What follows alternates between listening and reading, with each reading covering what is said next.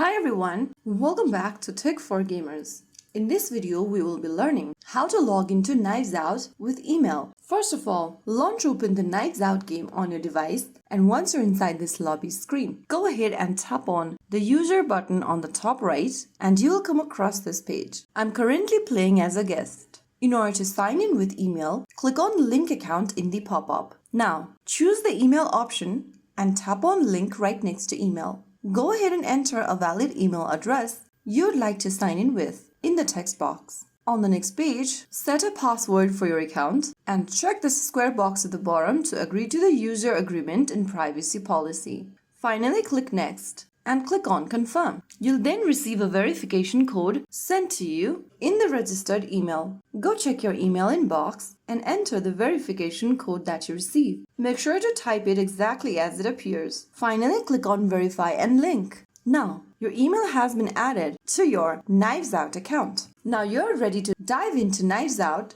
and start your adventure. So there you have it. That is how you can easily sign in with email on Knives Out so that you can sync your progress across devices. If you found the video helpful, don't forget to like, share, and subscribe to our channel. I will be back again in the next video. Thank you for watching.